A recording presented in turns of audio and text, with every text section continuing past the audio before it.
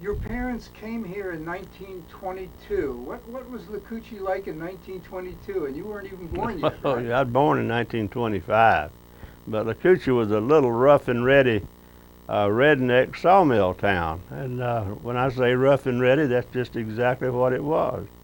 And I talk about the rednecks. That's what Lacoochee was rednecks. And they worked hard 5 days a week, and they worked a half a day on Saturday. And they worked side by side. The blacks and the whites worked side by side.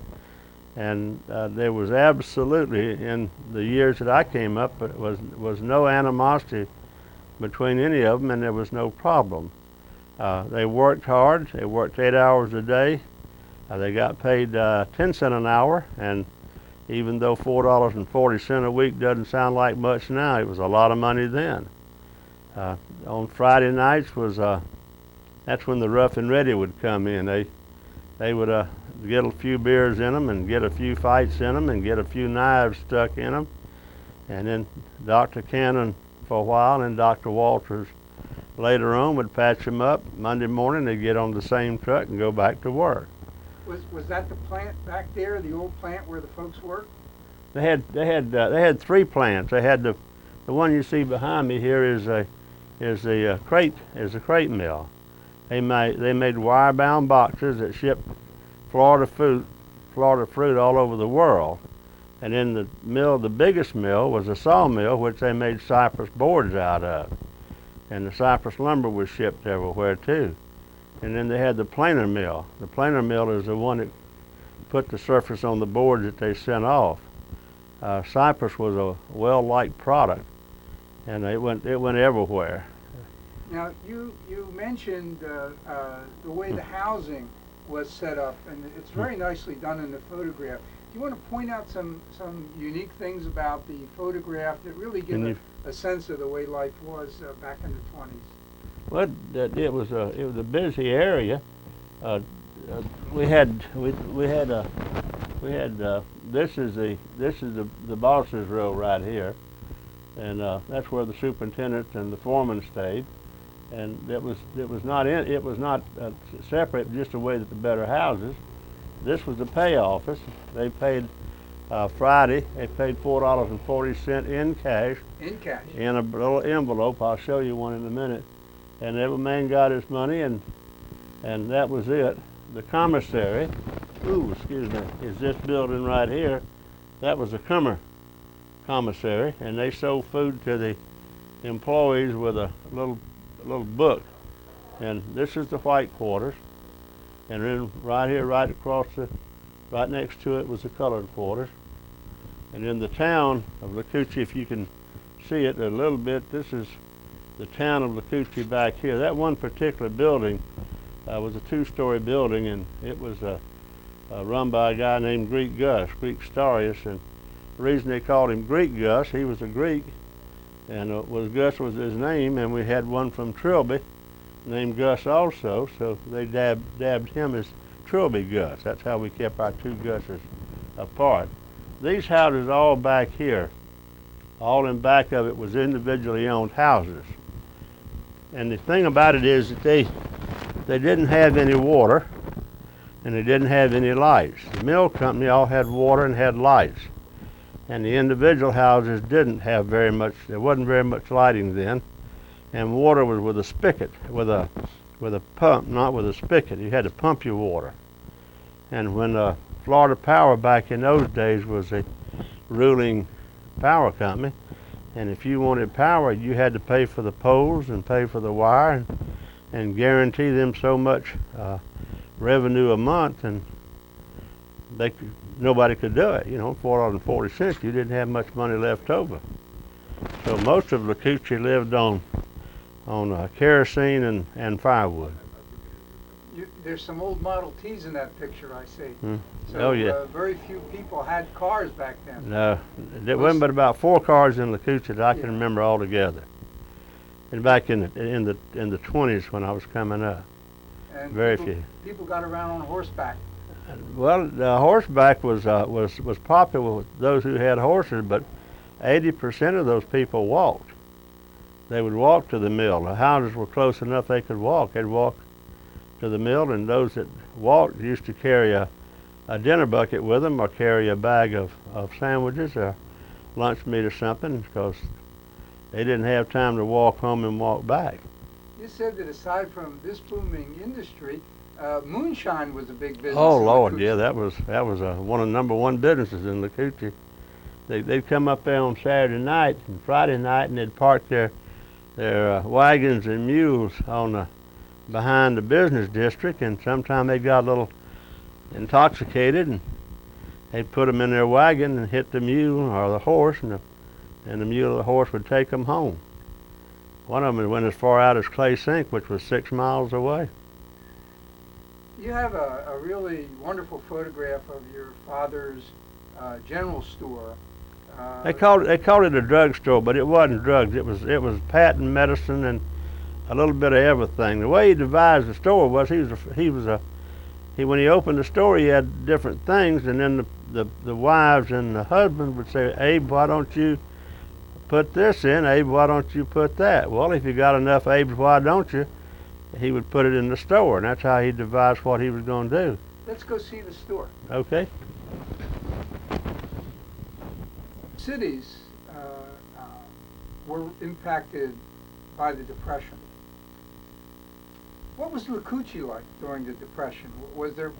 Did people know there was a Depression? Oh, good gosh, yeah. The mill ran as much as it could run during the Depression. It didn't close down immediately. And one of the big factors I want to bring up about the Depression is that the Lacoochee teachers, school teachers, never had to take scrip. Lacoochee school teachers always got paid because Cummer always paid their taxes. And the Lacoochee School District got their tax money and paid their teachers. It was pretty bad during the Depression. We had a lot of fish, we had a lot of chicken, we had a lot of egg, and I can remember that the government sent in a trainload of flour, big bags of flour, 20-pound bags of flour, but didn't send any yeast with it. So my dad went up and down the streets of Lacoochee, as little as they were and as poor as they were, and took up nickels and dimes and quarters, and every time that they would give them they took the money and bought yeast with it so it would rise, and when they give them a sack of powder, they gave them a can of yeast to go with it so they could make bread out of it. Nobody ever starved though. We had too many quail and too many deer and too many fish and too many, they used to eat gophers. The gopher was a staple in Lacoochee for a lot of people. It's an endangered species now, but then it wasn't. They had soft-shelled turtles, they had alligators, they had rabbits and squirrel. It was bad, but it wasn't as bad as it was in some places. All of us have certain memories that stick out in our mind, 50, 60 years later. I know I do. I'm getting up in years myself, and I can remember some things when I was a teenager.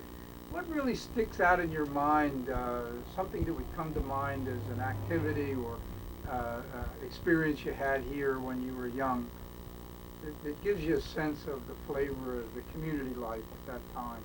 Oh, well, the friendships that we made in the 20s and the 30s are still there. Friends that have gone and been separated. We have a Lacoochee party every year, and people who have not seen each other for 60 years, when they come back to the party, when they put the name tag on and the cobwebs of 40 and 50 years wipe away, it's just like it was the friendship party, just like it was when you left them 40 and 50 years. It was when you left them 40 and 50 years ago.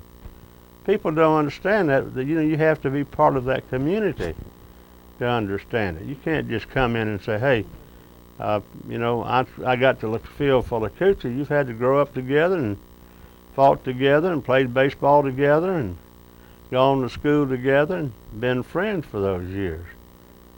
We used to go as boys. And girls would go to individual houses, and if I was at your house at dinner, which is noon to me, not night, we had dinner with you. If we didn't you was at my house, we ate at my house. There wasn't no calling up and saying, hey, Joe's coming to dinner today. They just showed up. It was just a real friendly community, and a real good one too. You mentioned baseball being very popular. You had a team in Lacoochee. Yeah, we had a baseball team because Cummer financed part of it. Cummer bought the uniforms and the bats and bought the balls, and that we had a very good team in Lacoochee. We was one of the lead teams in Central Florida. So who did you play? Well, we played Dade City. We played Zephyr Hills. Played San Antonio. I played Wildwood. Played Crystal River. Bushnell. Anybody ever go on to the majors? We had a guy named Carmen Thompson that headed for the majors. He got to the minor, and he was an outstanding ball player. And World War II came along, and they drafted him, and he got killed as a paratrooper. And then after him came Mudcat Grant. Mudcat Grant is from Lacoochee. Well, he's not from Lacoochee. He's got an area that we call Mosstown. He's from Mosstown. So he went on to the majors. He went up majors, pitched in the World Series, and won. How about that? He's still here, by the way, too. He still comes in every now and then. Is that right? So he's still alive? Yep. That's amazing. Well, you mentioned your dad's store a while ago, and why don't we go back to that? The kind of things he sold, some of the issues. I guess it was kind of a meeting place for folks. Well, I tell you, well, he had a what we called a drugstore, but there was no drugs. It was all patent medicine, and he had a ice cream counter, and he had Coca-Colas, handmade, no bottles, and he had perfume. He had hosiery. He had about anything you could think of except prescription medicine. And the way he devised his inventory was what people asked for. If he got 2 or 3 people ask for something, he'd get it. And the reason that we were, well, I guess there's several reasons that it was a main center. Dad had a pretty good personality, and then on top of that, he had the only ice water in town that people could get for free. And he had a big fan, and he had a chair to sit down in front of that fan. So in the morning, the women would gather there and talk, and in the afternoon after work, the men would gather and talk. He had a radio, and there wasn't any television. He had a radio, and they'd listen to the World Series, and they'd come down at night and listen to the news. It was just a general gathering place for most everybody, one time or other. Yeah, a lot of people cannot imagine Florida before air conditioning. So what was it like back then? There was no air conditioning. There was no way to control mosquitoes. Huh. How was that? How was the environment? It was pretty rough. Mosquitoes were, we had screen porches and stuff like that, but mosquitoes were pretty rough when you were out, and you had to go out. There wasn't no way out of that. And we had little fans, no big ones, and when you got on a mattress during the middle of the summer, it was like getting on a heating pad. And it was rough. It really was, but everybody had to suffer it. And what makes heat so bad is when you get cold, it makes heat worse. If you've been hot all day and been sweating all day and you dirty and sweaty, it doesn't bother you as much because you're already wet and you're already hot. Any thoughts that you'd like to comment on about what went on in the community way back then, or what's different about the community today that you know that you're not happy to see, or you're happy to see? The communities now are isolated. Each house is just about a kingdom of its own. Too often, you don't know who your neighbor is, and worse than that, you don't really care. In Lacoochee, it was one big family. Martha Walters Barnett, who became the national president of the Bankers Association, in her speech, she said that you didn't have to worry about Lacoochee. If you did something wrong as a kid, you didn't have to tell your parents. they knew it before you got home. And if I did something wrong at one of my friends' houses, the lady who was in charge, or the man, would pick me up and tan my hide.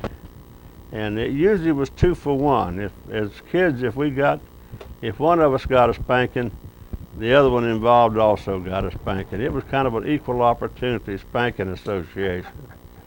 It was really good though. I can't think of anybody that ever caused any trouble except that, they would make sure you got the proper punishment. Nobody. It was all one. It was it was a big community. It wasn't like it is now. So You knew everything, and the rumors were all over town in a matter of minutes, and they knew who was doing what and when and where, and it was just one big family. One big family. well, I still miss it. Thank you so much.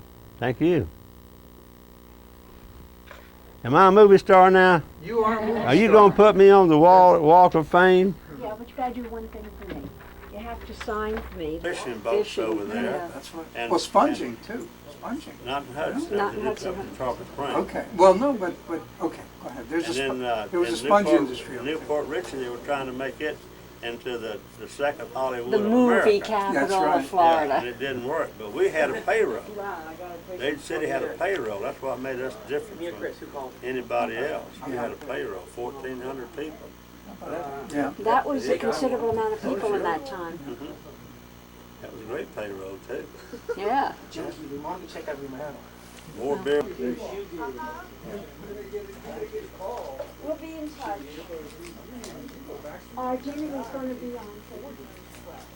Let me show you this one picture. You didn't see it. You didn't see this one. This is Lacoochee in about 1957. This is new. Okay. This is Lacoochee. How about that? That building right there, this guy was swept off of an island down in the Keys, and they never found him when he worked for the CCC. In a hurricane, maybe? Yeah, and that's that building. And then this is Bradman's building, or Farrell building. This is my dad's building. That's the picture show that we had. That's Greek Gus that I told you about, and that's Trilby Gus. This was the May building. He moved from this building to this one. This is the main train that came through town? We had 2 of them. This Yeah. is the main one, yeah. We had the goat that came through on this track every day. How about that? Every day. That was a great town.